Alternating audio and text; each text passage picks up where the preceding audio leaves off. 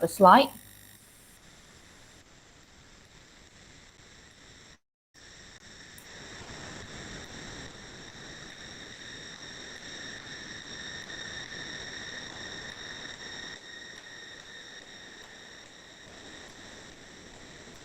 Okay, perhaps now you can see the slide.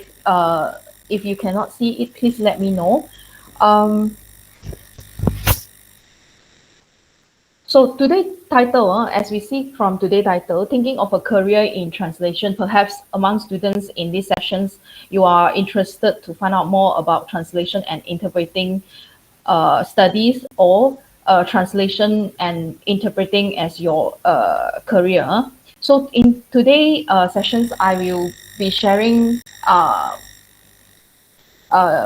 about translation and interpreting from four aspects. Yeah. First, qualifications, job offers, marketings, and challenges. Of course, if you have other questions that which I have not answered during the sharings, you may raise the questions, and I will try my best to answer the questions. Okay, first of all, one of the questions that always uh, we come across is, do we need a degree or diploma in translation study to work as a translator? If these questions raised and I'm the one asked to answer the questions, I would say not necessary. But however, of course, when we have the qualifications, we will feel more confidence, right? We will feel more confidence to answer our clients' query, and also we will be more confident in solving the translation problems.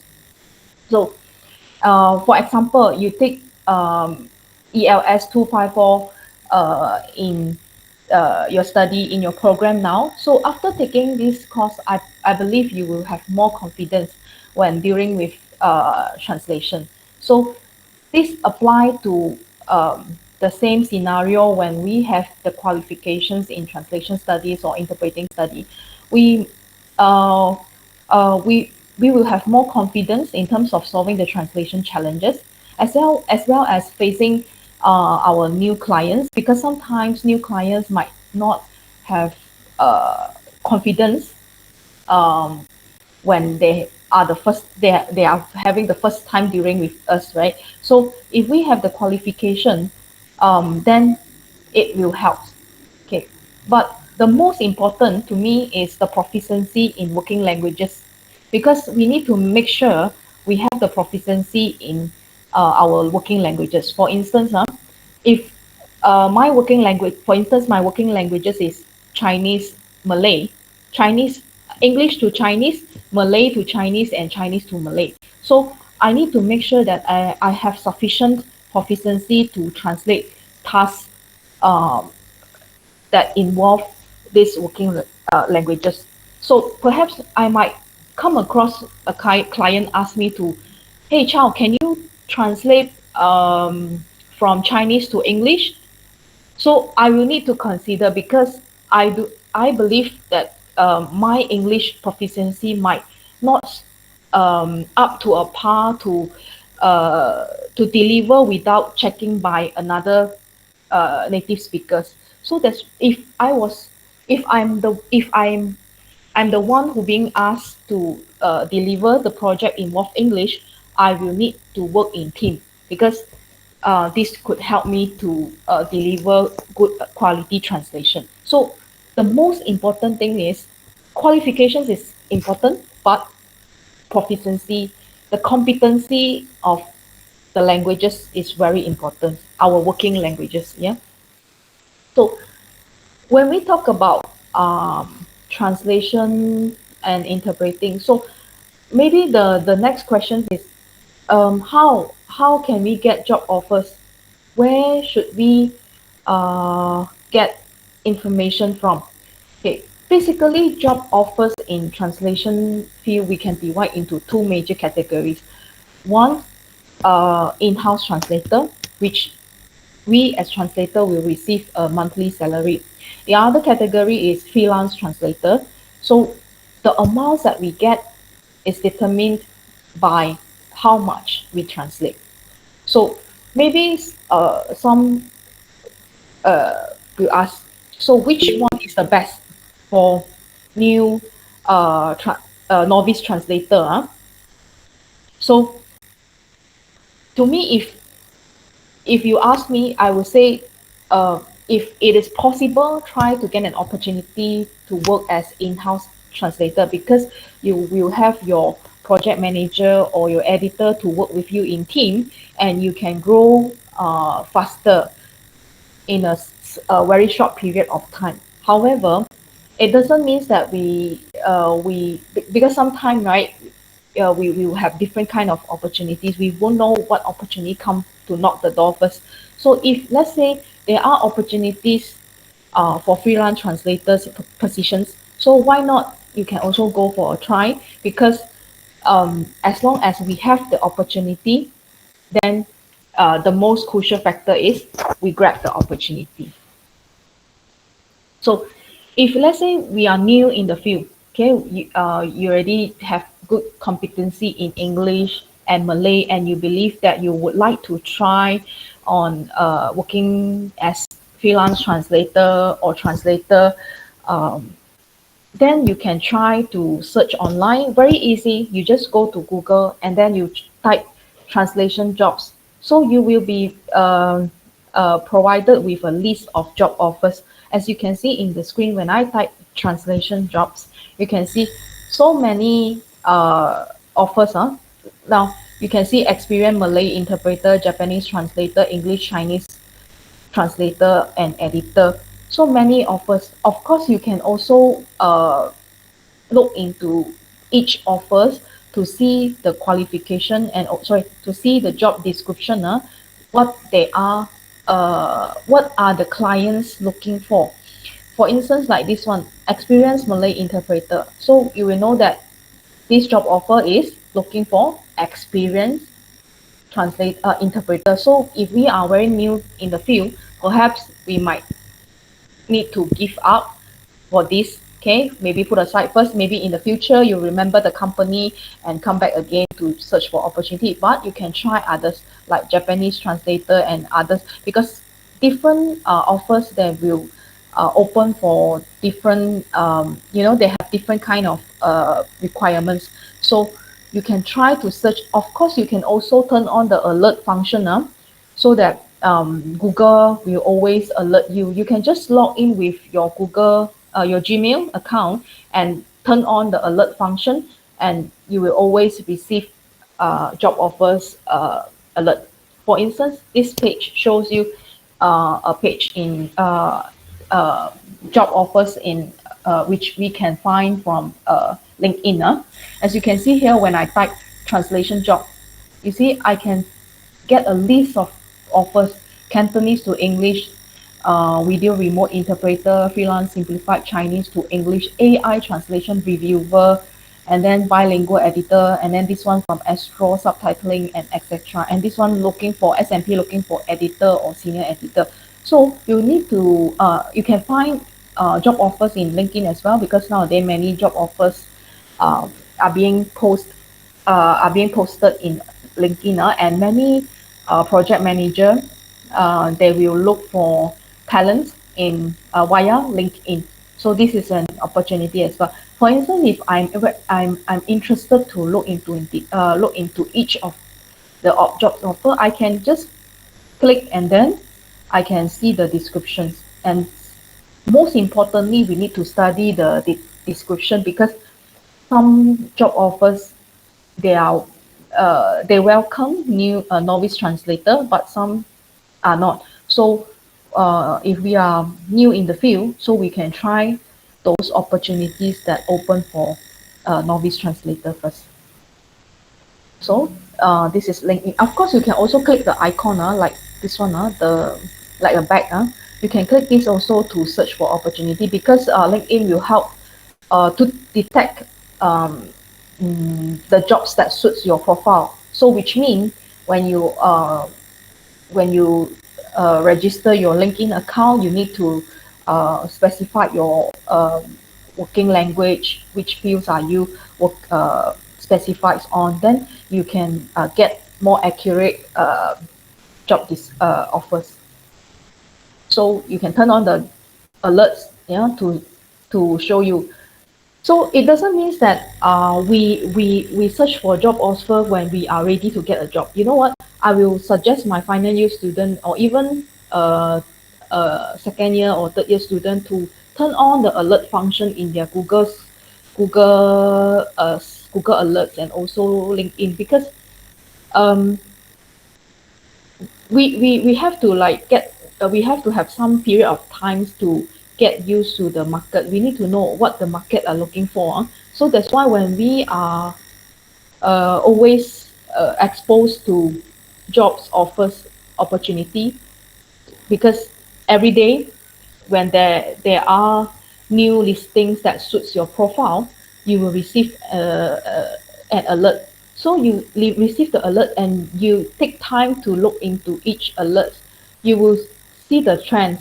What are the requirements they are looking for certain work position, for certain position, right? So it applies the same to other position. Perhaps you are not interested in translation, but in some other areas, you can also apply this. Then slowly we will be more familiar with the markets out there. What are the clients looking for? What are the employers looking for? Then when you are in your first year, you have your time to develop your profile, right? You know that, oh, wow, they're always looking for experience. So you know that you need to get some experience. So maybe in your during the program, perhaps you can start to volunteer yourself, okay, to join some association to offer language assistance, to help to build your CV starting from there. Then slowly, when you are ready to, when you finish your studies, then you are not really uh, a fresh grads that without any experience, but you have your voluntary experience. So this may be something that we can consider. Okay, just now we see Google alerts and also linking. Another options that we can choose to explore is official website.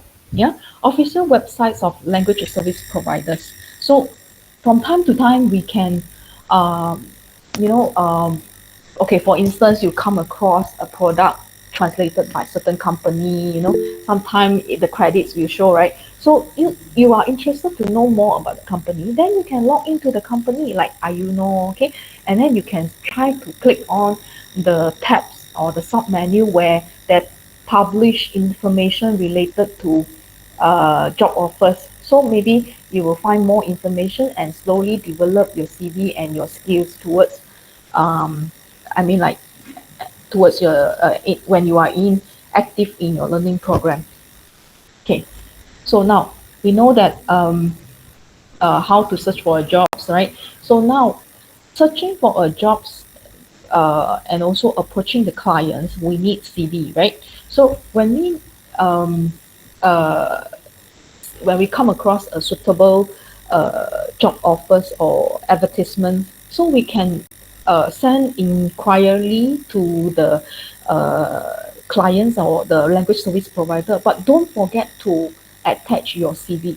So CV for job offers, not only just a standard CV and then you send to hundreds or 20 companies at one shot, or using just the same CV. No, you have to customize your CV.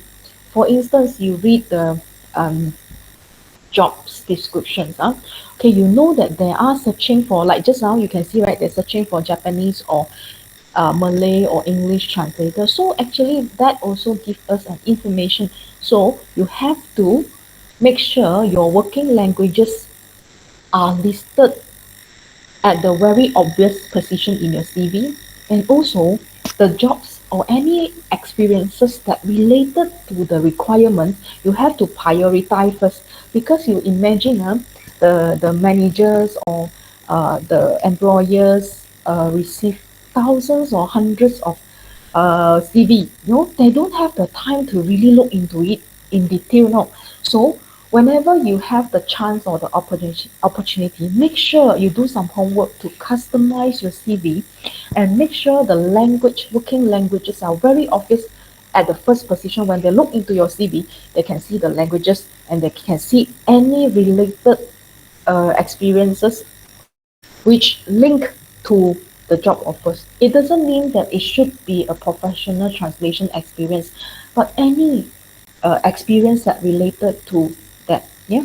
So and then perhaps some job offers will require computer assisted translation tools or software competence. So if you are proficient in that in using that software, why not including that in your CV? Because that will give you a more that will give you higher opportunities, yeah, to to get identified, yeah, by the recruiter.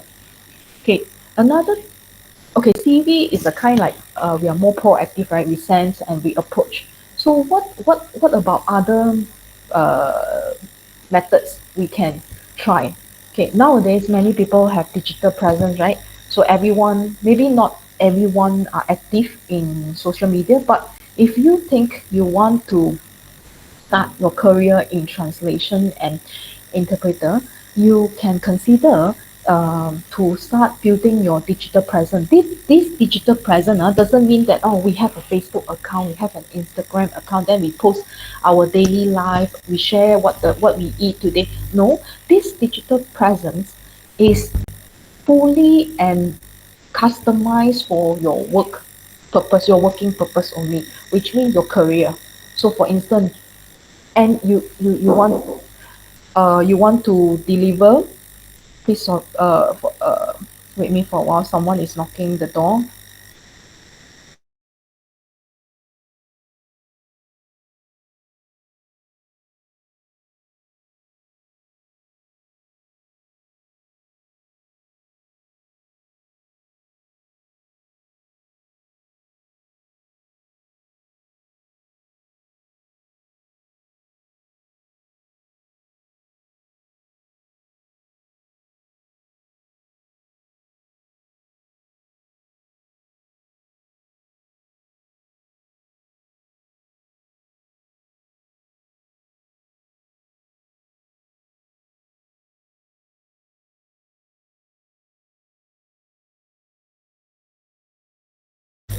Okay, please accept my apologies, okay, now sorry.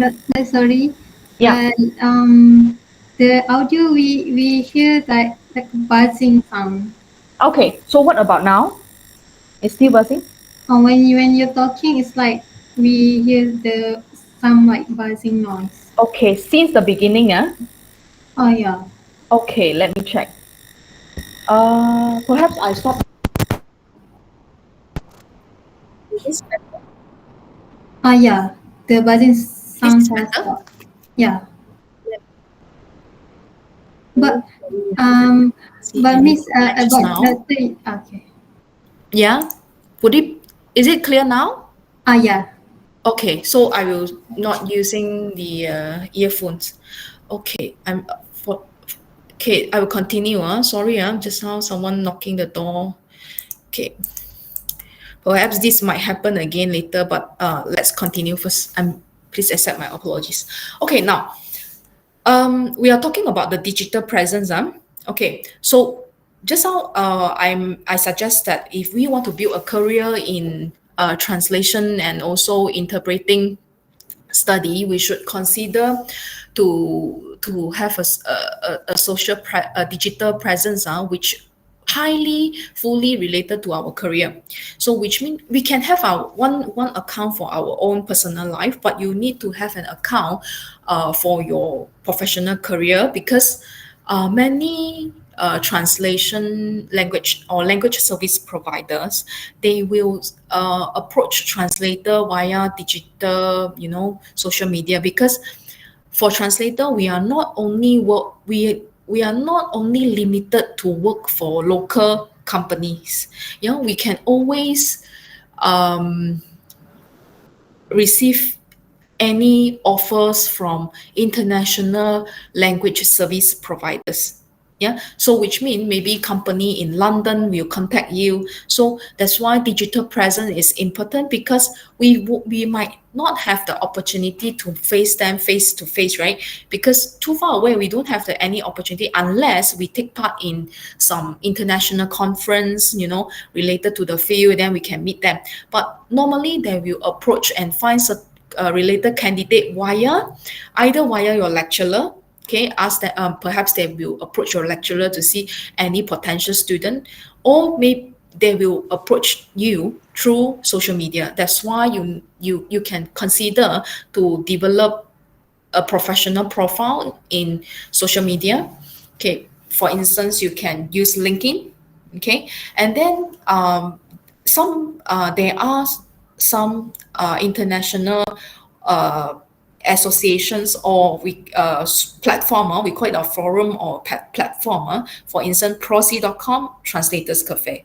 So this also some of the uh, um, venues where we can post our profile, try to get connected with other translators to slowly get into the community and get more opportunity to receive translations jobs. And another one is we can also join Malaysian Translator Associations, and then from there we can know more community in Malaysia context. Okay, just now about digital presence, and you remember just now I say that if you know any software and tools, you can include that in your CV. So if you are interested to be a translator or an interpreter, we are in an AI era. Even many years before AI era, okay, translators already work with CAT tool. We call it as CAT tool. Actually, is assisted translation tool. So translator always work with CAT tools because it helps us to increase our productivity. Okay, for instance, we save our past translation projects, and we can save that as memory. And whenever we get new translation jobs, we can use the translation memory to help us to maintain consistency and improve productivity. So that's why, if you are interested in this field, you can start to get used to software. So actually, basically, um, there are two types of software where we can access to. First type is free open software. Okay. Another type is commercial software. Okay, for free software like Omega T, this is free. Everyone can download and install and try to use that for translation. And also MakeCat. MakeCat also quite user friendly. You just need to log in using your Gmail account. Then you can upload a source tag and start to translate. And you can access translation memory, translation matches. So if you are interested, you can start exploring this kind of tools. Of course, there are many types of softwares like smart cats, yeah, smart cats, and many out there. But basically, Omega T, Make Cat, Smart Cat already will give you an opportunity to hands-on to get used to the software. And like just now, you can see many colors here, right? Yellow and then orange, 24, 52, 25, right? So actually, this kind of color also help translator, because we will know the matches, like what we are translating now.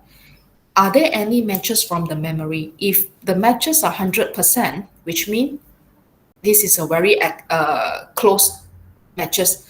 If it is 67, so which means it can be considered but not that good. Okay, and then 101. Okay, 101 is like contextual matches, which means the matches is really suitable for that particular context in the text. Okay, so this kind of labels actually help us to increase our productivity, and we know, okay, this suggested and how many percentage. So if it's not suitable, then we delete it and translate using our own equivalents. So this is why I say translator use CAT tools to help increase productivity and the translation quality. Okay, and then we also in this page you can see also the dashboard of Trados.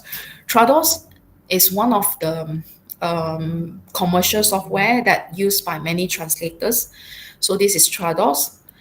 Trados, if you are interested to learn, you can log in. You can sign in and sign up, and then like key in your details, and then they will allow you to use for 1 month, I think 30 days or 1 month. And then another one is MakeCat. Sorry, MemoQ. MemoQ also a kind of commercial software and need to pay and use it. MemoQ you can use for free trial. You can use their free trial version. Maybe after free trial period, you can only access to the basic function. But for Trados, after trial period, you cannot open it at all. So it is. So these are the both types of software that used by most of the translator, Trados and MemoQ. But MemoQ, I think MemoQ cannot install in Apple. Okay, only for Windows. So perhaps you will need to install a virtual computer to in your MacBook to use MemoQ if you are interested to learn. So if you ask, so many software, why we need to learn so many software? Actually, no, you don't need to be fully competent in using all this software, no. But if let's say our students, we will expose them with this kind of software, like every week in their third year we will teach different software, because we will create the opportunity for students to have the chance to hands-on to try all types of software, and then to identify which software really suit them well. For instance, some translator, they like Trados, but some say they like MemoQ. So it depends on their own preferences. But when during the degree program, they will be exposed to different kinds of software just to let them to try. And then, you can see we can see two types of software, free and commercial. Of course, commercial softwares are very expensive. We need to pay thousands and few thousands to get it. Freeware, cheap, or maybe free. But the problem is some are quite technical. Some is okay. So now you continue. Okay. So, okay.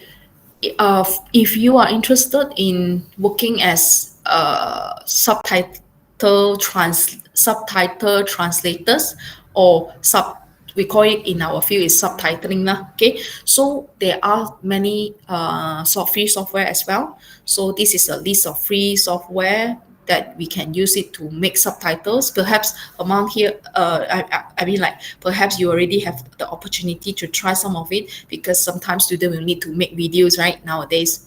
So EduSub and Subtitle Edit are two popular softwares that used by translator, because they are free and also quite user friendly. So these are the two. But of course, you can try as many as you like. So some software like EduSub, you don't need to even install. You can use the portable version, which means you can download and then run it as a portable file, and then you click into the file and then run the software. Okay, so this is the dashboard of EduSub. So as you can see, this kind of software will help translator to do translation. Like this one, you can see this one is red, right? So which means this already exceed the character per second, which will make viewer quite hard, yeah, to understand or able to read the, the subtitles on in that particular frame. So the translator will have to reduce the words count, because for Malaysia context, most of the time, okay, 42 character per second is the common practice. So maybe some company that allow up to 46 or 47. So it depends also. So if more than 42 character per seconds, which means we need to reduce it. If not, the readers, you find it hard. The cognitive note is very high. So the wave here, you can see the sound wave here. So this actually help us to interpret the message as well. Okay, like the red line and the blue line actually also we can use that to set our in time and out time of each subtitle. So we call it as spotting. So translator not only need to translate, some will be given tasks to do segmentation, because when video come in, nothing in the video, right? So we have to have someone do the spotting in time and out time, and also do the transcription. Previously, translator do transcription, need to type every single sentence, have to listen and then type, listen, type. Okay, so that we call it as transcriber. So transcriber will do the first stage of the workflow, and then translator receive the file and translate. But nowadays we already have many AI or many technologies, right? So we have voice recognition software which can detect the original soundtrack and transcribe automatically. However, human transcriber still needed to check, to check the transcriptions and also the in time and out time to do the segmentation, which means to segment each frame for each subtitles, and then that will serve as a master file, okay, and then send to different translators which who work for different target language. Like after I do the master template, okay, I send to Siti, I send to Hiyoko, I send to Ali will handle for Japanese, Malay, English, different languages. So the entire workflows, there are many roles we can play, not only just translation. Some translation student after graduate, maybe they are not going to be the translator. There will be the editor, or maybe there will be the production, or maybe there will be the the production team, like they will or maybe the marketing team to get jobs back, to get jobs, new offer, and then consult the clients, like give them advice what to choose, give them linguistic expertise, advice to choose suitable translation methods for their products. So if we work as freelance translator, because freelance translator normally have to play multiple roles. So if freelance translator, we are the one who get the jobs, we are the one who deal with the clients, and we are the one who transcribe, and we are the one who deal with the after sales. We call it after sales service, right? After sales service, you have to like give them, maybe client will give feedback and need some revision. So if we are working as freelance translator, our own for individual direct clients, we are the one who handle everything. Unless we work as freelance translator, but we have a team, then maybe you can choose your own expertise area, your own expertise, or the area that you are really interested in. So if let's say we are a freelance if let's say I'm a freelance translator, okay, I receive a video and I need to do translation subtitle for the video, the promotional video of a new launching of a product that will be launched in maybe next week, for instance.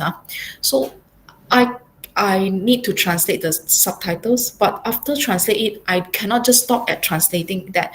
I have to make sure the subtitle also burn in with the video. So we call it that hard code subtitle. So we need to do it as well if we work as a freelance translator for direct clients.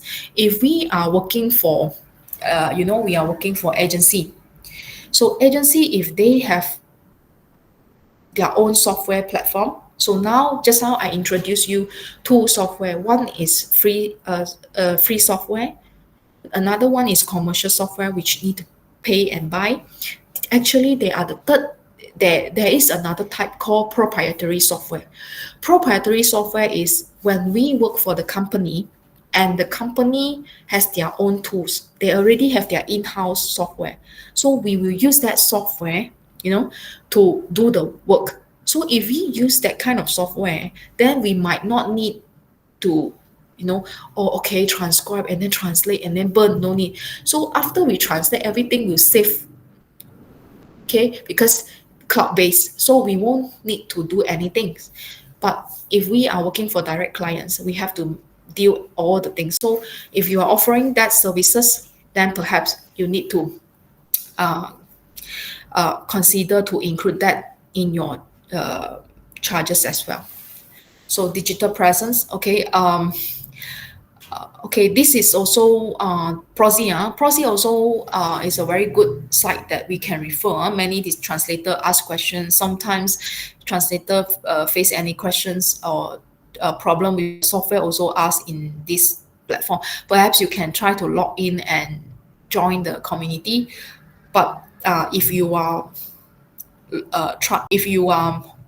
if you think you want to use Prosy to get jobs, perhaps you can consider to subscribe, because when you subscribe, they may prioritize to send alerts to subscribers account because you will able to get more information or notifications of new jobs offers.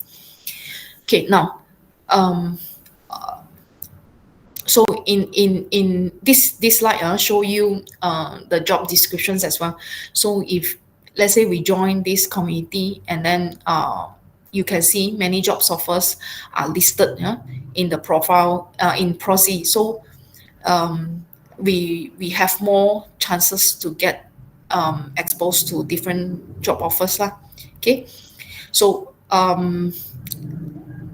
some translator, not all, but some who are very active in associations or maybe in social media, they also have their own YouTube account. So this can be considered a digital presence as well. Like this guy, okay, he's very active in Europe markets, and he always join international conference, especially Europe. So he shared a lot about software and many things about translation. So if you are interested to know more about translation, this is his YouTube channel actually is a very good learning, or a platform to let you know more about translation and also interpreting as well. Okay, so the other one is Translator Cafe. This is quite as you can see, the platform seems a bit different now. This is like quite because this platform already established many years ago. So if you think it is helpful, then you can also join to observe the opportunities there. Okay, of course you can join Malaysian Translator Association as well. Okay, from time to time they organize short courses, like some working translator, professional translator, although they are not they do not have a degree in translation studies or interpreting study, but they are actually working as professional translator or interpreters. So from time to time, they will join courses organized by Malaysian Translator Associations to upgrade their skills and also keep updated with the trend and the practices. So these are some of the platform in which you can consider if you wish to try to be a translator, but without taking a degree, but want to skill up. Then this also one of the opportunity. And you know, now not only Malaysian association, there are actually many international um, organization association that will organize online courses from time to time. Perhaps that will help as well. Okay. um, of course, I think some translator also very active in using Facebook. Okay, please forgive me, and I need to mute for a while for a call.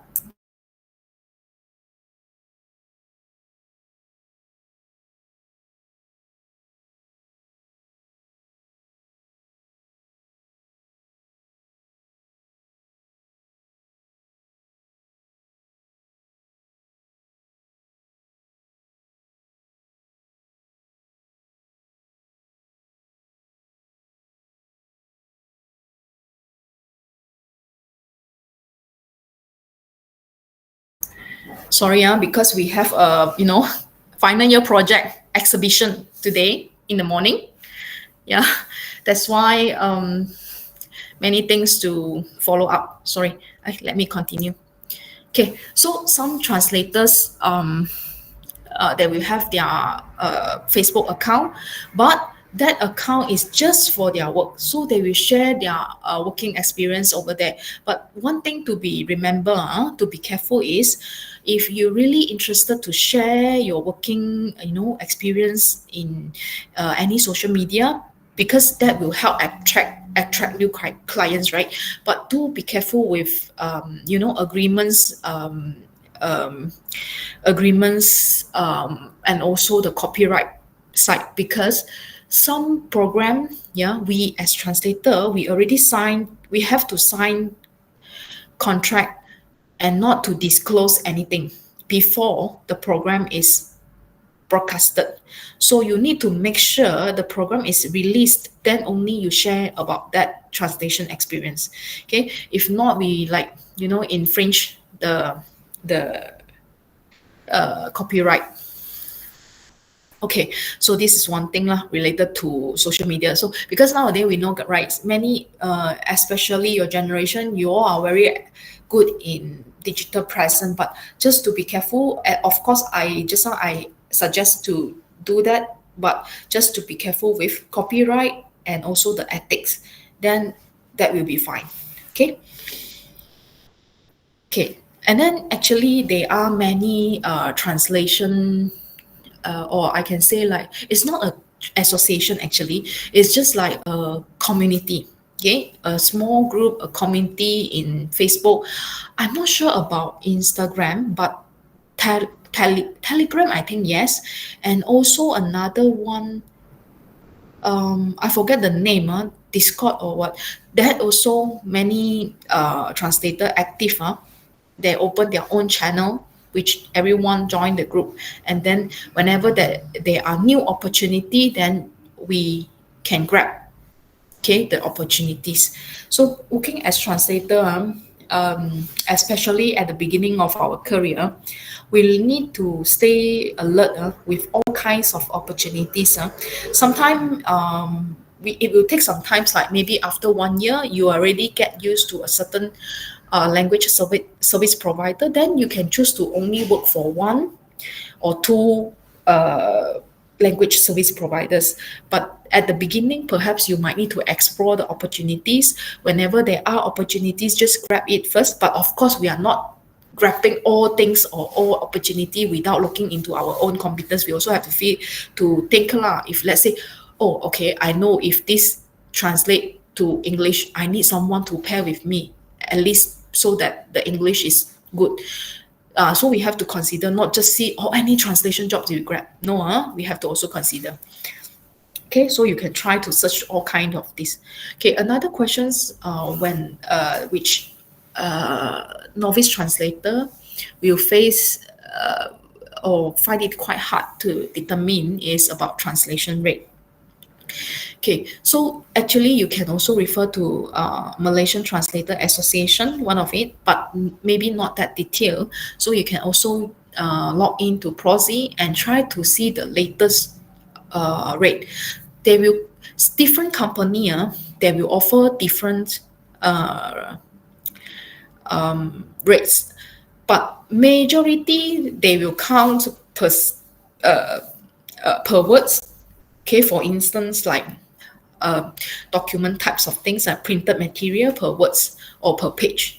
But for video, perhaps they will count per minute. Okay, how many maybe $1 per minute. Okay, and then they will count per hour as well. So, but as a novice translator, perhaps you are not sure, then you can search this kind of platform, or you can ask around. Okay, ask your lecturer or ask your friends, hey, how much are now the rate? Okay, now it's like 30 to 50 cent is consider, some might consider cheap, but maybe for new translator, novice translator, you can treat it as an opportunity, yeah, and get the opportunity to start first. So different kind of rate for different pair languages. So this one is English to Chinese, this one is English to Malay. So you can explore, and perhaps you can set the field of expertise to explore how much it pays. So another things that we working as a freelance translator, which we need to know how to do is quotation. Okay, so actually this one when we see quotation seems like very hard, right? Oh, quotation, how to do a quotation. Actually, many examples are available in the website. Sorry, I mean like Google, in the web.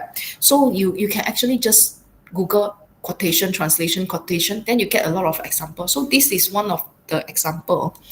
So as you can see here, this is a very detailed quotation, right? You see, one slide, second slide, third slide. So if you see this, this is considered a quite established company. So you can see they are very detailed, and then all the services they put in, all types of information.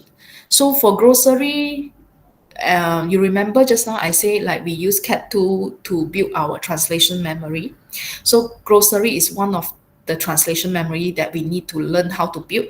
After building it, and then perhaps your client, they will have their own translation memory, and then they will pass it to you and ask you to use that memory to translate, because they want consistency. They want you to follow the equivalence, the istilah, the term, so that it's correct and consistent towards all their materials. So if the clients give you translation memory, perhaps they will ask to reduce some charges, or they will ask you to check the matches, like any 100% matches, then you need to offer different price. But if the client didn't say this, and you are just starting as a novice translator, you can start with a very simple one. It's like just like this. Okay, how many words? Contact person, how many words? What language to what language? And then total, how many? Okay, of course, you can add in one clause here saying that need to pay 50% or 100%. Like this company, they prefer, like this one, this example, they already give you bank account details. Okay, so clients need to pay them, and some will write how many percent they want to get before they process their work. So you can set your own requirements as well. If you think maybe 50% is enough, then 50%. If you think you want to receive 70, you can add here at the end of your quotations or any suitable position location. Okay, so now talking about translation as our career. Okay, and we have many challenges as well, like other fields. For instance, like one of the challenges like novice translator field is literal translation. Why literal translation is one of the challenges? One of the challenge that we face, because sometimes when we are new, we are not so there to change, right? To change the structure, to change the message. I mean, the change here doesn't mean that the message of the source tag, but to change the structure, change the deliver method, right? So sometimes novice translator will produce quite literal translation. And then the other challenge is dealing with clients. With clients also need many need patience, times, and it's not easy. So technology advancements now with AI. So let us look into it one by one. So literal translation. So we, to avoid literal translation, first we of course need to understand our target audience. If our target audience is a younger audience, so perhaps literal is good for them. But most important, if we translate text with terms, we have to make sure we ensure the consistency. And then we another important thing is we have to uh, bear in mind that omissions and also misinterpretations is something very serious. So try to translate the original message. Like I remember sometimes novice translator like bergurau, like the student will say, how to translate this one is very challenging. Gugukan sajalah. Okay, so this is actually we can't gugukan saja bukan tak boleh. We can omit message. Omission doesn't mean not good. Sometimes we need to omit. But however, before we omit, we have to figure out, is there any other solutions to overcome these translation challenges? Can I deliver that by using other method? Can I deliver that by adding one footnotes? Or can I deliver that by just adding another descriptive word to explain the following concept? So we have to figure all the way that we can think of, then before we choose to omit. Of course, some omission is necessary. For instance, like censorship, because of the censorship, then it is necessary, because we have each country have their own, their policy. So we have to be aware, especially for those who work for international language service provider, because you are not serving only the local community, but you are serving the international audience. Okay, and then have to always try to deliver accurate translation, and also allocate sufficient time for proofreading. Okay, for instance, like after translation, okay, don't just deliver. For instance, tomorrow is the deadline. Don't make until you finish the translation today, because the translation might be very literal. So we have to make it put another 2 to 3 days. Let us to at least rest for maybe one day, and then come back again to look into the translation again, and then check each sentence, each message, whether it is accurate or too literal. If yes, then we have to do some revision. Okay, so actually literal translation is challenges that novice translator face, but that actually can be overcome. Okay, now dealing with client okay, so when we go out now we can see, right, many cases of scammer. Actually translation also we have to be very careful. So it doesn't mean that all people out there are bad. No, I just want to let you know that we need to read the contract thoroughly before signing the contract, because every jobs that we receive, of course we will sign the contract, because this is a must. We cannot disclose the content, we cannot share the content, we cannot blah blah blah. So everything will be written in the contract. So like it or not, our job natures will involve contract. So before signing the contract, make sure, be careful, read the entire contract thoroughly, and then also look at the payment part, to see when will you get your payment, because you working as freelance translator, remember what I said just now at the beginning of the session? How much we earn is determined by how much we translate, right? So you have to also plan for your financial. Yeah, don't just translate, but then we didn't aware that, oh, the payment only come after 2 months, because in the contract they say the payment will only be made after 2 months, because they want to launch the product first and sell for a certain period first, then only they pay. So we have to really alert that, so that we can also plan our life to make sure we have enough financial support for our own life, because we are working for ourselves. Yeah. And then if you think the task that you are, of course sometimes very coincidence, we will get opportunities, good opportunities at one time, so sometimes we already have other things lining up, so sometimes we have to decline, because we really cannot take it. If we take it, we know we cannot perform. So perhaps if you really cannot perform, you think you are too busy with other works in the schedules, you can actually politely decline the task, okay, the opportunity, or you can offer to work with your friend who is also a translator, perhaps work in team. Then you can have someone to back up you when you are busy. Then the first half you do, and the second half you do, or perhaps you can plan how you want to work and collaborate.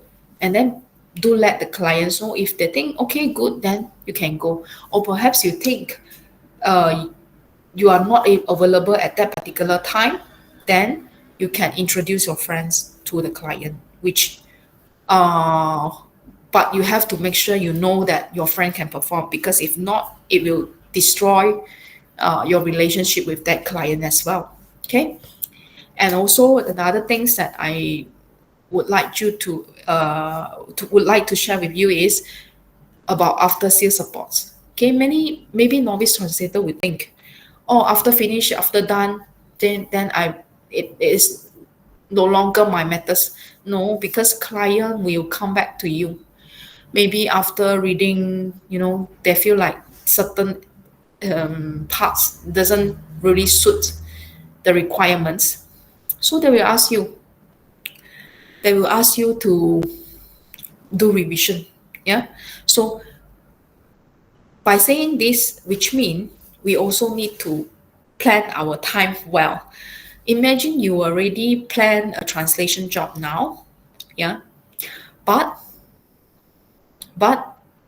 your client of the previous jobs contact you today and say, hi Chow, I think your translation in page XYZ need to revise because the terms are quite not so consistent. Can you revise that? So imagine you have your job with you. So how are you going to fulfill the request? So maybe when we as freelance translator or translator, we need to plan really well. So make sure when you are doing a task at the moment, a jobs, but you also have the extra time that you can cater for, the after sales support that required by the previous clients, so you can deliver everything in accordingly lah. Okay, remember, this is very important. Do not delay the delivery. So every time we promise a date, we have to really fulfill. Okay, if let's say I say tomorrow I submit, tomorrow I have to submit. I can submit earlier, but I cannot submit late.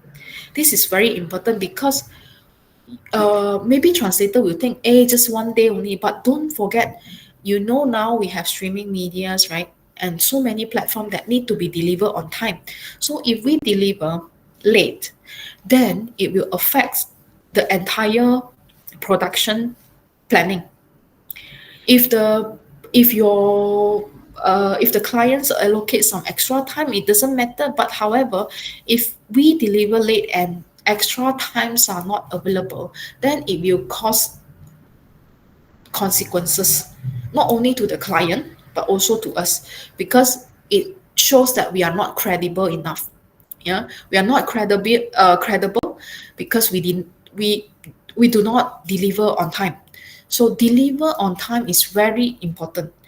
Sometimes actually as translator, when you already start to receive job, actually we will know that, okay, now I at this point, I know that I janji next week to deliver, but you know that you won't be able to deliver because based on your previous experience, you know you will not be able to deliver, right? So you have to really discuss with your clients or your manager in advance, telling telling her or telling him that something happens and which is unexpected incidents, so you have to deliver the project late, so that let them to um, slot in other publication or other jobs that can help to solve the problem. If not, it will cause consequences. And make sure this also don't happen every time. Imagine we are the client, and then we give a translator the jobs. First time late one day, second time late 1 week, and then third time ask for another 1 week. What do you think? You must think that perhaps I need find someone who can help, right? Maybe an extra translator be ready. Although I know this translator is very good, but I need someone to be ready just in case this translator cannot deliver. So you see, if we do not deliver on time, so actually it will cause serious consequences not only to the client but also to us. So make sure we deliver on time. So to avoid that happen, to avoid the late delivery, actually we can put extra time. For instance, if I know I can deliver 15 June, actually I can add 3 days, right? Before I tell the client, before I send this quotation, I can plus 3 days, like 18 June. Then I have extra time, because sometimes things plan may not go as we plan. So at least we have some extra time to adjust. So anything happen, you have to notify the editor. Don't keep the editor in the dark, okay? Because if you think, I cannot deliver tomorrow, so I will just disappear, and then cannot be contact, cannot be, the editor cannot email you, didn't answer, and then send you WhatsApp or send us WhatsApp or send us anything also we don't want to reply. This is not good, because the translation, okay, translator and interpreter community is very small. Of course, the field is very big. The field is very big. The opportunities are there, but the community is small if compared to other community, especially in local market. So we know who are in the market. Okay, so if we do that one time, it will affect our credibility, and we are very hard to be sustained in that field. So we have to really deliver, because if we are good, then the clients will introduce you to other clients and things like that will go well and smooth. Yeah. So we as translator must take every case seriously. Okay, don't because of, okay, this client just asked me to translate one page, okay, not that much, I can just simply do it. No, okay, we have to really perform as well, no matter how short the texts are, how easy the text is. So we still have to translate and do good performance. Okay, now the next challenge, I think most of you also would like to know. Okay, now AI era, we have so many technology. Last time we call it as technology, now it's called as AI, right? So maybe some of you will consider, is translation still relevant in this era? What do you think? Do you think it is relevant? Or do you think, no, it is not, no longer relevant? So you can see from this slide, okay, I try to ask ChatGPT, but this is quite some time ago. I think now maybe it can perform better. So you can see for text, common text which do not involve many technicality, actually ChatGPT can perform already. Okay. So, but for audio visual, we can see like this one, like we can see the two animals here are talking to each other, and then one say, "When I am alone, zip, I escape."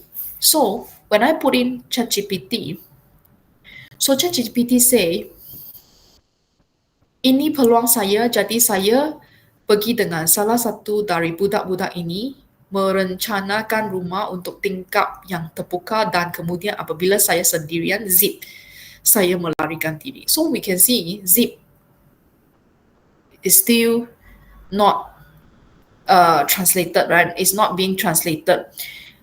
And this is the official subtitle. Okay, apabila saya sendirian, saya lari. So we can see some of the metaphor or some of the phrasal verb or some of the elements that still not from the literal meanings. ChatGPT may not be able to perform at the moment, but not sure in the future. Yeah, so we can see still translators are needed. Yeah, to make sure the end products are good enough for user consumption. Yeah, so we can see that this one also, the original track is, "You think a rock potato like you can survive there?" Okay, ChatGPT translate as, "Kau fikir sepatu kentang patu seperti kau boleh bertahan di sana?" So it's quite literal. So the translation is quite literal. And then, of course, we can prompt again, prompt again, and prompt again to make it better and better. However, the times that we use to prompt, maybe it is helpful for novice translator. We can't deny that it's very helpful to generate idea when we do not have idea, right? But for professional translator, imagine if you want to if we want to prompt the entire movie to translate the dialogue of the entire movie to translate, that requires many times. For professional translator, that will rather do it from scratch, because that would take a lot of time to prompt. And translation knowledge is needed to make the prompt, because we need to know what are the problems in the first prompted result, right? So still translator or translate, if we have the translation knowledge, it can help us to make a good prompt. Yeah. So you can see the official one is, "Awak fikir biawak macam awak boleh hidup di sana." So because the animals is something like biawak, but actually it's not biawak. Okay. This one also, okay, you can see ChatGPT can generate. Okay, the dialogue is, "Oh well, then you are a dead man." So the translation is, "Oh baiklah, maka kau seorang lelaki mati." So the official one is, "Kalau begitu, habislah awak." Okay, so we can see the translation is still very literal at the moment. Okay, translators are still needed. So the problem is with AI and things like that, we can't deny that we need to embrace the technology because it really helps. But at the same time, we also need to improve our ability so that the machines are not replacing us, but we work with the machine to translate better translation, increase productivity. So I would say there's no forest translation, but there's always a better one. Okay, so I think that's all from me. But do ask me questions because I might not answer. I'm I might have not answer your questions just now. So if you are interested in anything, you can ask me the questions. So I will stop here and get back to Google Meets. Yeah.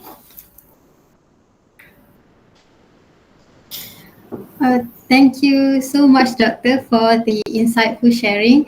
I believe you've learned so much about translation, especially in terms of the challenges, the marketing, and the job scope.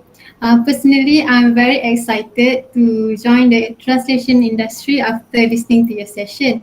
And I believe that this talk has also sparked our interest even more in the world of translation. Okay, so finally it's time for the part that we've been waiting for, the Q&A session.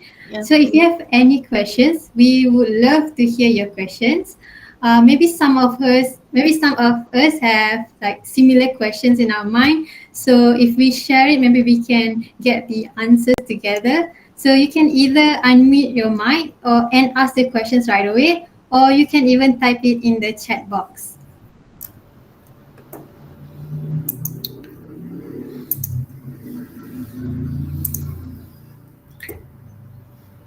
Yeah, you can ask me any question. Don't be shy.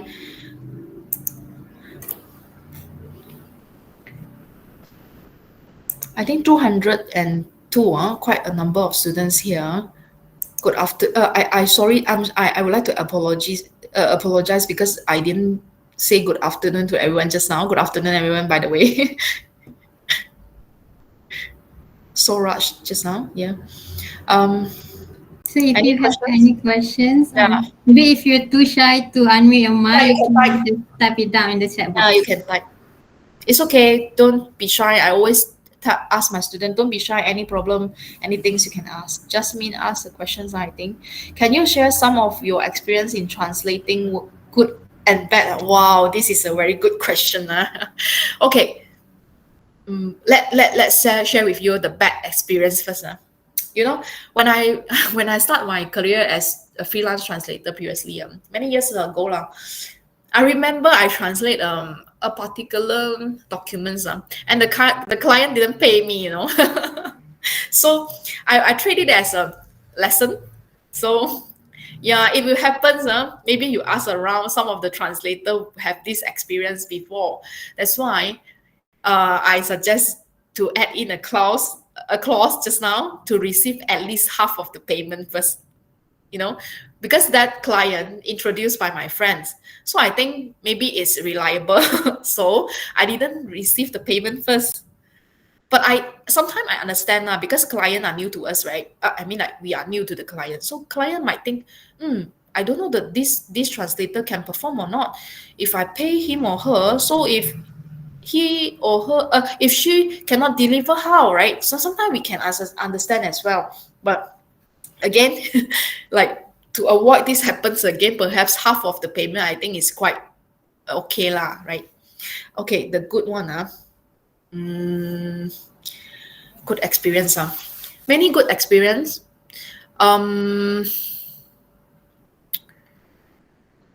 Some clients are very okay. Perhaps I share the latest experience. Although I teach, actually I'm also a practicing translator. Until today, I receive translation job as well because that will help me keep updated myself and my skills. Yeah. So this client, I know her for many years because of my research. Yeah. So and we keep in touch for many years. And during these years,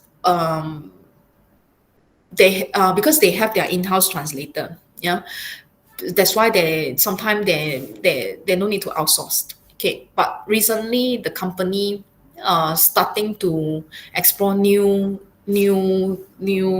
venture lah, can be say like new line of materials. So she approached me and believe me and asked me to translate for their first series. So I was like very happy because the clients has confidence, yeah, and also trust us. This is something which I think is a very good um, experience. So from this also, I learned that sometimes we can maybe this person we know today might not be able to help us at that particular point, but maybe in future he or she perhaps are the one who give you the opportunity. So this is actually one of the very good experience lah. Okay, and then Ahmad Fahmi asks, could you give a recommendation in terms of how reliable the work as a translator is? I'm aware that it is performance based, but I wonder if there's anything you could add on based on your own experience. How reliable the work as a translator is? Can I ask for further clarification? What do you mean by, you mean how reliable we are, or the prospect of being a translator now? Ahmad Kamil, can you Yeah, you clarify? add in the Yeah. chat. I Yeah. will.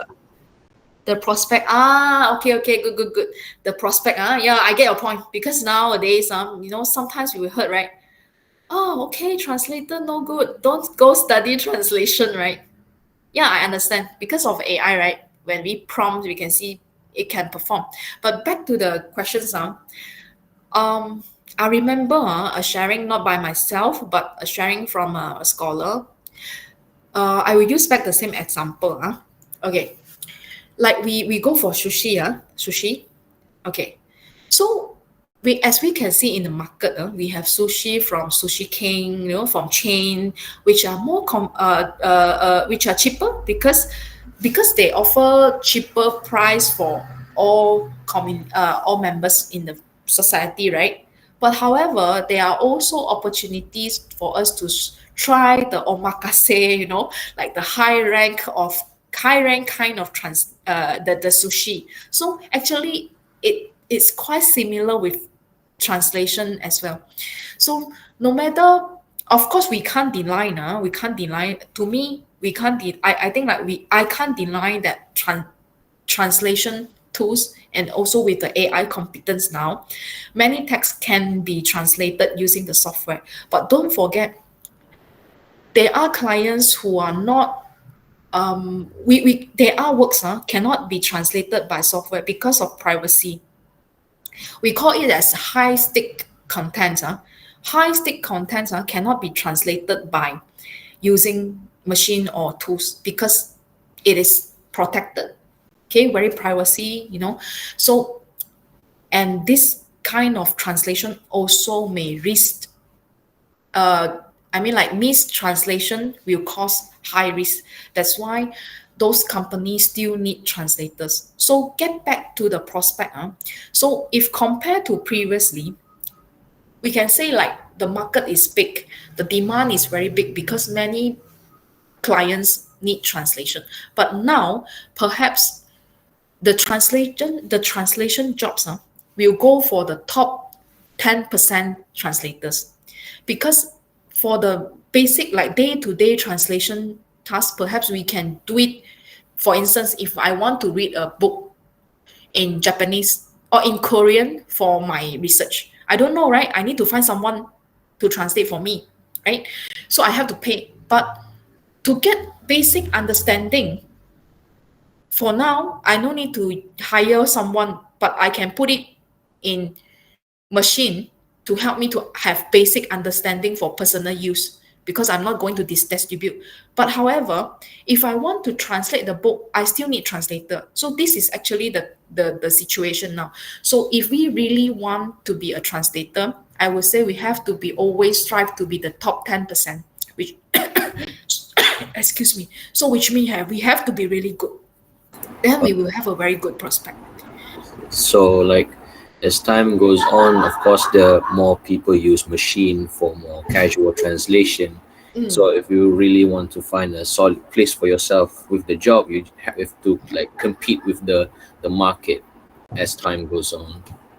I would say the competition is different. Yes, we have to compete, but if we are good enough, we will have the opportunities. Like I always talk to my students, um, especially the alumni who already graduated and in the industry now. So I will ask them, so how is how AI affect the jobs and things in the situation now, because they are the one who are always like day to day. Okay, although we do translation, but they are in the day to day service, right?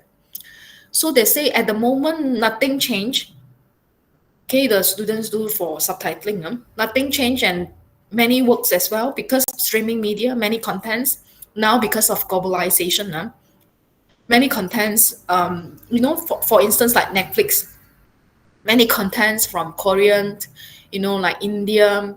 So the opportunities are still there. I would say the prospect is still good, but I don't have the crystal ball. I don't know how about 20 years later. But for now, I would say the prospect is still good. And for those who are really good, perhaps you can also consider interpreting, because interpreting also need face to face interaction, not just or translate and submit, because globalization, and you see many trades out there, so many opportunity that need interpreter with good competence. Understood. Yeah, Yeah. Camille. Yeah, got it. Okay, thanks Camille for your question, but this is really a good question. You're welcome. And I appreciate your answer, Doctor. Thank you. Yeah. And then Dr. Zarifah Yusrina asks, in Mm. your opinion, what language pairs are most popular or needed in the Malaysian translation industry?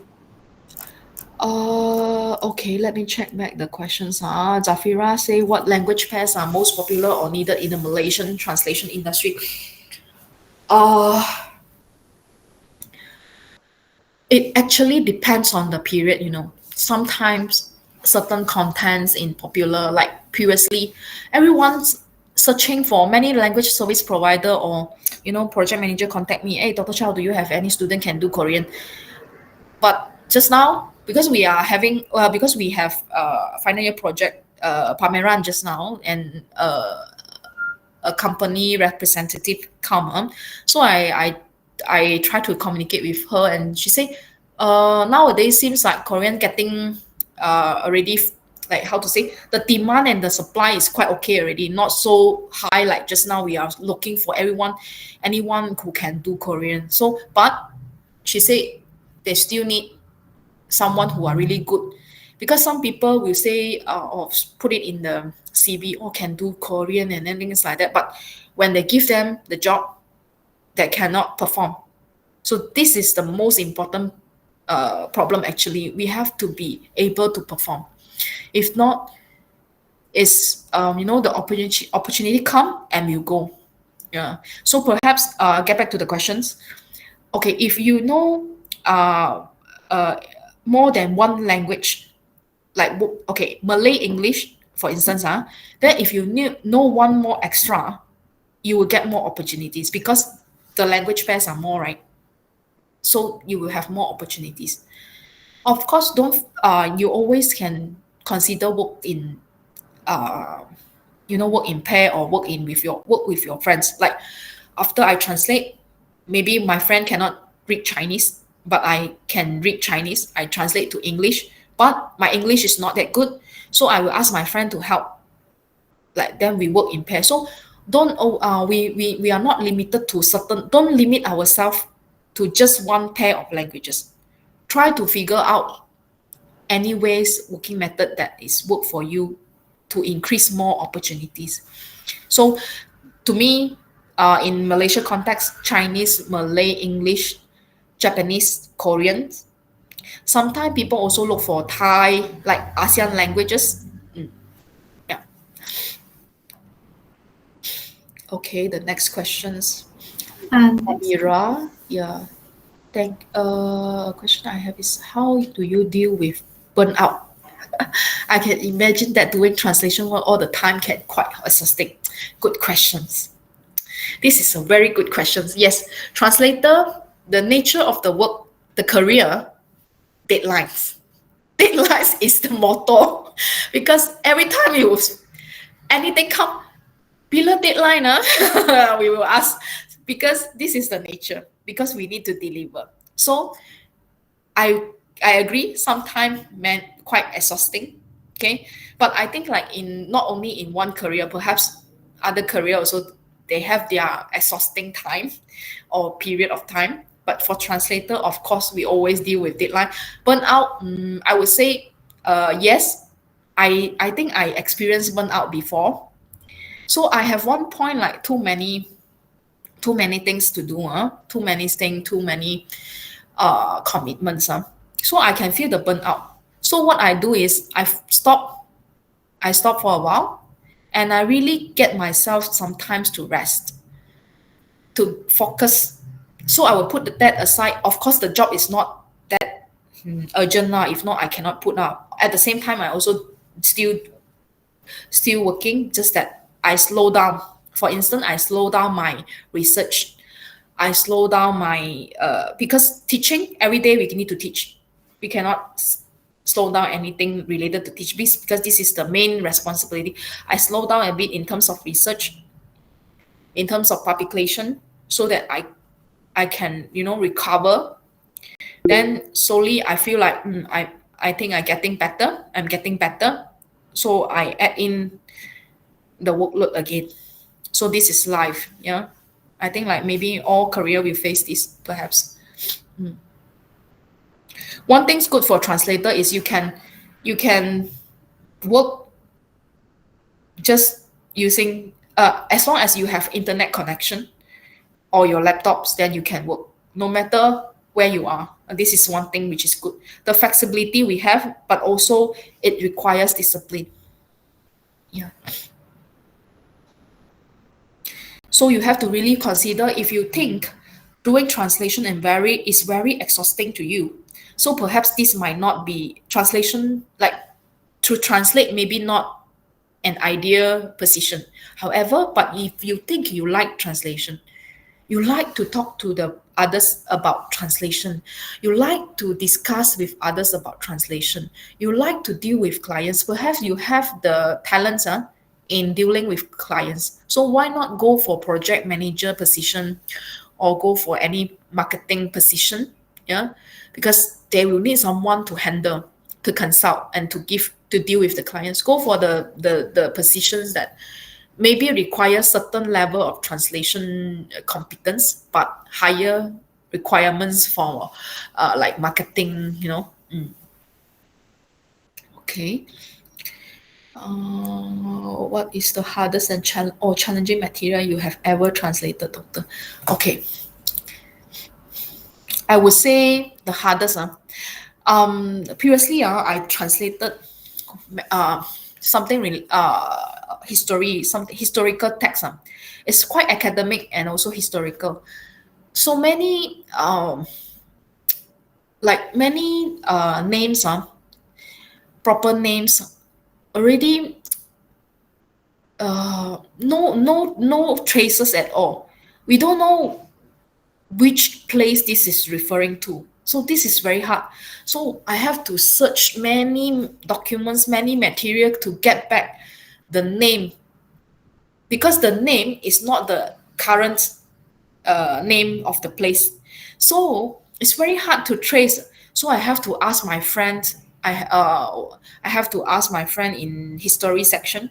Ask, hey, okay, this one related to history in which era, and then trace back everything, and then only I get to know. Oh, this is the place. This is the name of the place. So I think things like this. So that's why many clients you think like, oh, translator charge high and very expensive translation, but they didn't know that many works have to be done. Even one particular words we have to search whole day, and no reference for those material who are already many years ago. This is the challenging part. So I have to search many documents and even get to I have to consult expert in history to know the exact place for the name. So I remember this is the most difficult.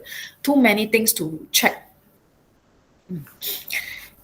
I don't know. Will there be any major changes if we proofread first before translating? Have you ever been in a situation where you forgot to proofread before translating because of too much translation? Okay. I can understand your questions. Okay. Proofread first before translating. We can call it as pre-editing. It's like we got post editing, right? We translate and then we post edit. Like some people will use tools, so translate first, then post edit. But what we do is like we pre-edit first. Pre-edit means sometimes we need to do pre-edit because of the original text is not very easy to. It's like some errors are there. Like the sentence are many sentences are hanging, not complete. So the message is not clear. Sometimes this will happen. So then pre-edit it is a good option to do. And second questions about proofreading. Have you ever been in a situation where I think I won't forgot proofread, because when the first day we joined the program, we already trained with have to have the process pemerapan. We call it as process pemerapan, which means we have to have enough time to let the translation, because we have to let the source text, we have to let ourselves to forget about the source text structure, the source text, then only go back and read again. So I think I won't forget, but the problem is I agree with you, sometimes too many works to do proofread, right? So this is something that will happen. So if this is the case, normally what I do is I will tell the client, because basically sometimes I won't just myself doing the translation, because I know that to do a better translation, I will need someone to proofread for me. So I will tell the client the charges I quote for him or her, including proofreading by a native speaker. So I will always ask a native speaker, although I know Chinese and I'm the one who translate it, I will ask another native speaker whether he or she is a translator or not. I will ask a native speaker to read the text. So, and then after he or she read the text, I will know which part is not right. Unless for those project in which in the contract it is stated that I cannot let anyone to proofread, then I won't. I will do the proofreading myself. Yeah. So yes, I agree with you. Sometimes too many works. So you have to make sure that you plan well. But of course, when we study, sometimes too many assignments or things like that, perhaps we might not have enough time. But just try to plan early in the semester when you receive the assignment or the rangka khusus. You know that you need to translate certain text, right? So try to arrange some time for that. Then it will get. I think it will be better. So the overcome method is always try to allocate times. So which means like we have to forecast in advance. As a subtitler, do you suggest for us to be the timer and transcriber as well? Or is a separate job with different scope? Previously, transcriber is a position that they will do transcribe and segmentation. Now, most of the times, software will do the first round. So I'm not sure whether all the companies, they will offer this position or not. So it depends on the offers. If you think you really like to be a transcriber, because some people like, they think it is good that just listen and they like. But it doesn't sound like simple as it is, because sometimes the accent, the slang, we couldn't really identify what they say. You have to listen many times. So if you think you are interested in this kind of position, perhaps you can always alert with the advertisement. Most of the time, I think they included that in, which means the job advertisement say translator. They want to hire a translator. But when we get into the company, perhaps you have to in charge of others' works lah. So this will happen as well. Not really like clear cut or we don't need to do the transcription. Okay. What ethical dilemmas have you faced as a translator? Thank you for the okay dilemma. Dilemma. Ethical dilemma. I think at the moment, no, maybe because I myself teach technology in translation.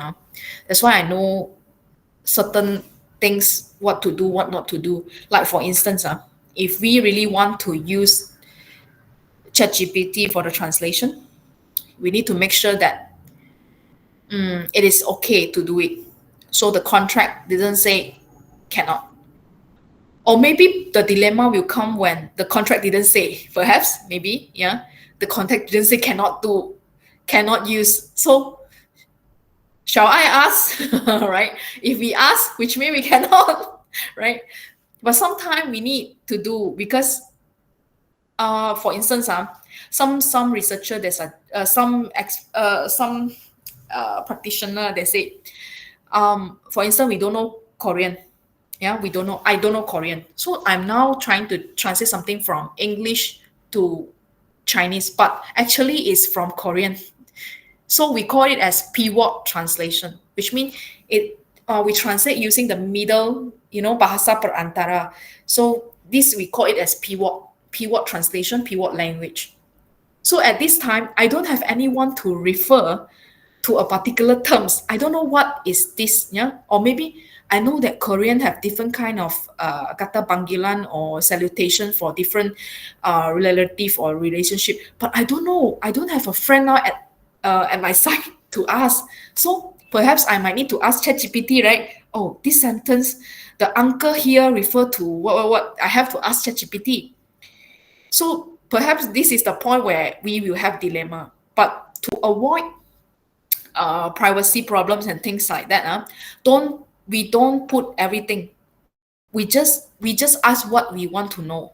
Like, okay, please tell me, like in Korea how they greet everyone, something like that. Don't just put and please translate like that. So it's mean we cannot do that, right? We know we cannot do that. Yeah. So don't do. So this is maybe a dilemma that we might have come across. Yeah. Okay. I was wondering, how does freelance translation compare to working with an agency or in-house in terms of flexibility and financial opportunity? Are there any specific advantages or drawbacks? Okay, first of all, if you ask me like personal experience, I never worked as an in-house translator, but I work as a freelance. But why I suggest in-house translator at the first one, because when I observe like my friends, my peers, and also the students, I feel like the growth will be faster if we are working in-house because we have a team. But in terms of drawbacks and also the beneficial, I will answer based on what I know, yeah, and what I experience as freelance translator. Okay, in terms of financial opportunities, or we call it maybe stability. Okay, for financial, if more stable, work for in-house because you have a salary. Okay, but sometimes in-house position also based on how much we translate, so it depends also. So look into the advertisement really carefully. Look into detail. So maybe more stable when we work for work as an in-house translator. In terms of flexibility, I think freelance translator is more flexible. Yeah, because you can arrange your own schedule. For instance, you know that next week you want to have a vacation with your family. You can just stop receiving any tasks, right, or jobs. Yeah. Perhaps like working in-house, perhaps you want to rest for a month, so you still can stop receiving any translation job within that month, right? But working in-house as in-house translator, we can't apply for 1 month leave, I think. Yeah, so this is the flexibility lah. Yeah. I was wondering if it is easier working alone or in a group. Do you have any? Good question. Sometimes it's good to work alone. Sometimes it's good for to work in group. It depends on the language pair. Like if I translate into Chinese, I will work alone, but plus another proofreader. That proofreader is just read, he or she won't read the source text. I just want a reader perspective. But if I work, if I ask to translate from Chinese to Malay or Chinese Malay, perhaps sometimes I will work in pair. I will ask another native speaker to help because I want to produce a native speaker a translation that is good enough for native speaker. Sometimes, like we all know, like sometimes in terms of budgets, in terms of allocations, is not allowed. Then I will handle all by myself for Malay and Chinese. For English, I must work in group. Let's say if my client asks me to translate from Chinese to English, I must work in groups because I think I really need someone to check the grammars for me. Yeah.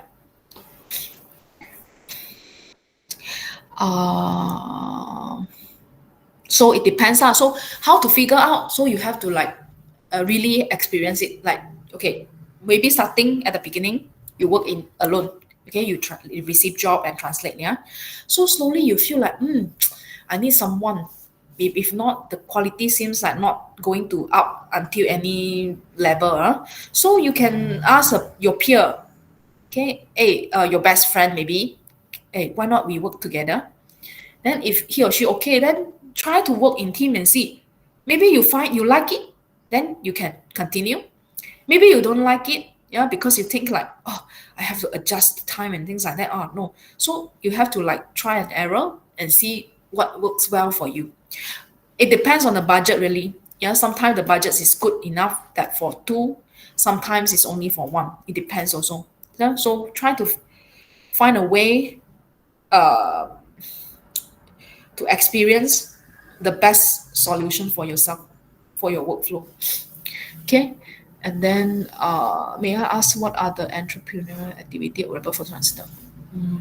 Entrepreneurial activity? You mean like, for instance, if you say, oh, okay, I try to answer based on my understanding. Okay, if translator, we work as a freelance translator, because we need clients. We can't sit in the house and wait for the clients, right? Of course, we have digital present, but that doesn't mean enough, right? We can't sit there and wait for the opportunity to knock the door. No. If we really want to work as a freelance translator full time, so perhaps you can join association, join conference, join anything that you think might give you opportunity. Some will active in like it's like some association not about translation, but they work as business. And then I remember last time many years ago, so I met a project manager. She joined a translation conference, international translation conference. I was so surprised at that time. Hey, why you join? I'm quite curious. I was like, hey, why he or why she joined the conference? Because I asked, are you going to present? Because um, normally we will have practitioners to present as well, present their experience. So I was very curious. So I asked her, and then she said she will always join this kind of conference, not only translation, also engineering, computer science, technology. She said she will go many conference and then make connection to get business for the company. Wow, I was like, I see. So I see this is an entrepreneurial activities. I hope I answered the questions. So I think this is a good idea as well, actually. So we pay the conference fees as participants, yeah, and then we go meet people, right? Of course, maybe we will not meet a direct client there, but maybe we will meet someone who knows someone in the future that need translation job and think of us. So this might be an activity that which I think is good. and also be active in whenever someone talk to you and ask you work as well, then you can share with them. Sometimes when we share with someone, we don't expect to get any jobs. But suddenly someone say, hey, XYZ refer you to me, she say you can translate. Then this is also an opportunity. So just talk to others when there's an opportunity. Just share what to get friends. But of course, I know that some translator are not. We have people who are introverts, right? Introverts. So maybe not don't like social. Even I myself, I'm not really, not because of I don't like, but I'm not really good, in terms of like like how to say, human interaction. So sometimes I understand as well. If this is our interest, like weakness, if I know, okay, I have limitation in this, I know that I'm not good enough with chatting with others to get opportunity. So what we can do is get someone to pair with you, get someone to work together with you, and who is really good in getting clients, and very, he or she are very good in human relationship and handle things. So that can help you as well. Yeah, if you think you need that help, then you can work for a language service provider as well. Then you so you are not the only one who take care of getting new job, need to translate, and then the sales, after sales support, everything. So you can join a company as their freelance translator, and slowly identify a few that you think you are comfortable with, and then work with them, although still work as freelance translator. Okay, last question. I think this one is, may I ask, for someone who is more interested in being an interpreter, what are the steps we can take after graduation? Okay, for interpreter, I just, I'm not teaching, I didn't teach interpreting, but of course, when I was a student, I learned interpreting. So I remember after graduations, I become an interpreter like around 10 times or over 10 times. So I slowly notified that, I slowly aware that this is not my cup of coffee. I don't have the talents. I think I don't have the talents because it's very demanding in terms of cognitive, and also we have to really pay attention. And although we travel to one places already very tired, we still have to work very fast to interpret the message, and also be really well and alert towards the whole situation. So if you think you are really interested to become an interpreter, I would say go for job opportunities that looking for interpreters. This is the most direct way. And then maybe they want experienced interpreter. So if they want an experienced interpreter as well, don't be shy to ask. I think this is also proactive. Try to email them and say you are very interested in being an interpreter. You might say you have no experience, but uh, are there any opportunity that they are looking for novice interpreter to be trained to become an interpreter? Be proactive and try to get opportunities. If not, another things that you can do, I would say, like becoming a volunteer interpreter. Yeah, many event, many functions, sometimes they need someone to help to become usher or things like that, or try to figure out any opportunity where we can become a volunteer. Join. You can always ask, hey, maybe maybe your friends or your relative know someone who are always engaged with community, like for instance, I just say like Jabatan Penerangan, they always have to promote the government policy, right? So, are they looking for any volunteer? This is the opportunity. Are they looking for volunteers to do anything that related to helping to explaining something? This is actually interpreting skill. Yeah. So you can always look for those opportunities. Yeah, try to get if in interpreter, I can't recall any volunteer opportunity, but always do look around. Um, or maybe one idea is we initiate ourselves. I remember one of my friend very inspiring. She said, whenever there's no opportunity, we initiate ourselves. So maybe you can organize an event that you can train yourself the skill. Yeah, maybe. Yeah, perhaps if there's any opportunity that maybe Segamat or Malacca campus are interested to do, and US my section can collaborate, then we can. If you have any idea, you can suggest. Then maybe we can run a program, yeah, something related to community. Then you have to train yourself to be interpreter. For instance, this is something which I can think of. Yeah. Okay. Are there any? Are there any questions? I think that's the question. Okay. Okay, thank you so much, Doctor, for the sharing just now. And of course, thank you so much for all the brilliant questions. I'm sure that we've learned so much from what Doctor have shared just now. Okay, now that we are done with the Q&A session, I would like to invite everyone to open their camera for a photo session. Thank you, moderator, and also Miss Adiba, Encik Ahmad Harisha for the opportunity. This is my pleasure to share with everyone. And if any things that you want to know, okay, you can let Encik Ahmad Harisha or Miss Adiba know, and then I will try to help as well. Yeah. Okay, everyone, if you can please open your camera, because this is like the opportunity where two campuses are together. You can capture the memory.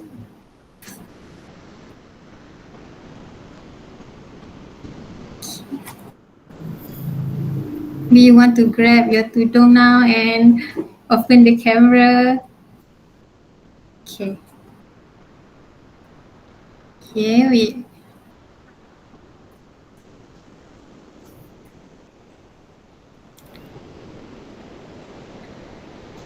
all right. If everyone is ready, I'm going to take the picture now. Okay. 1, 2, 3. Okay. Another one. Okay. Okay. 1, 2, 3. Okay, last one.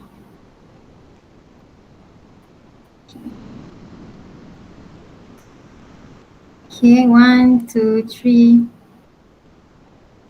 All right. Okay. A friendly reminder to fellow students, please complete your reflective report that is due in week 13. And for JLG students from Segamat campus, your due date is on the 4th of July. I think that will be all from me today. Thank you everyone for Thank you, joining us everyone. today, and have Thank a you, nice everyone. Thank you, Miss Asmin. Thank you. Bye. bye. Thank you Thank everyone. you, Miss. Thank you, Doctor. Thank you. Thank you, Miss.